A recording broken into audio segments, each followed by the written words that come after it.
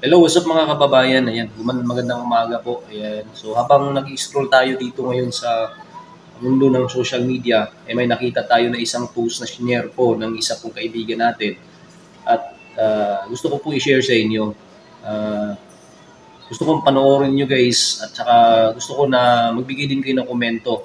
So mag-comment kayo kung ano sa tingin nyo yung reaction ninyo dito sa video na to. So guys, tara panoorin natin. Eto siya guys. So panoorin natin na. Okay. Eto.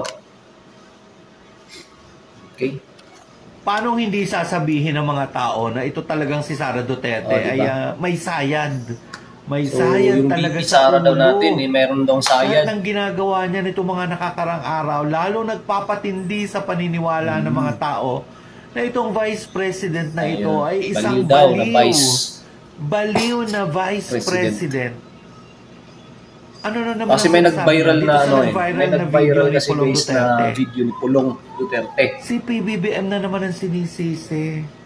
Si PBBM na naman ang may Politika na naman daw kasalanan. ang dahilan guys. Politika na naman daw ang dahilan. Yan. Dahil gusto daw pagtakpan ng issue tungkol sa bigas. Ano ba yung issue sa bigas? Ikaw lang naman ang may issue sa bigas eh. Yung bigas available na 20 pesos, nabibili na ng mga mamamayan, nakakain. Hindi panghayop lang na kamukha ng sinasabi mo. Ikaw lang yung Okay may guys, issue. kasi daw yung issue guys Kaya, na hindi 20 pesos na bigas, naganap na. Ayun na, meron na 20 pesos daw na bigas. Mabibili na daw at nakakain daw ng tao. So ngayon, tanong natin, asan ba yung 20 pesos? Kasi dito sa amin guys, wala pa akong makita 20 pesos na bigas. Okay? So, tara panoorin natin. So kung mayroong 20 pesos na bigas guys, bili tayo. Kung umabot yan dito sa lugar namin. Gawa. Di ayos eh. Panghayop lang na sinasabi Ayos yan guys mo, kapag meron ng kagandahan 20 mo. pesos talaga na bigas. Tapos Ayos yan. ngayon na naman, Good job.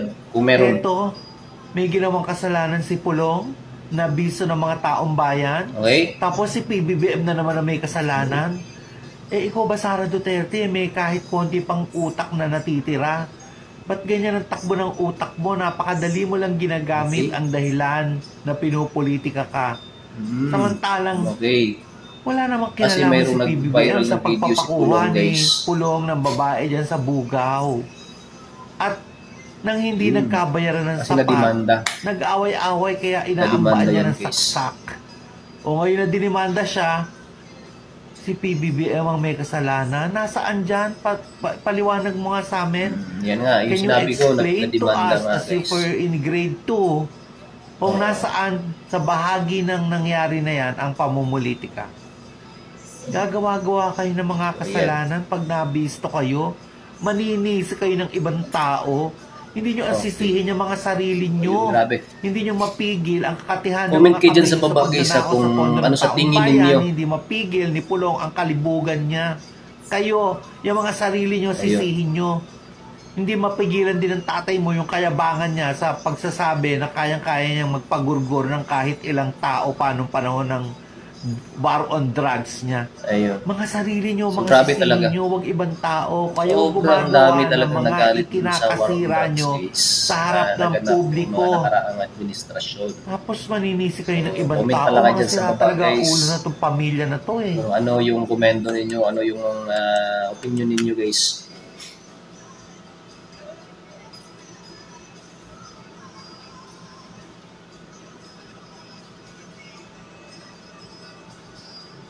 Ayan guys, so mga siraulo daw yung pamilya na ito, mga Duterte.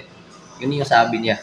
Okay, so guys, maraming salamat sa panonood at kung nagustuhan nyo itong video natin na ganito, please don't forget to subscribe and hit the bell icon para ma-notify kayo if ever meron tayong ganitong video ulit. Salamat po, God bless and peace.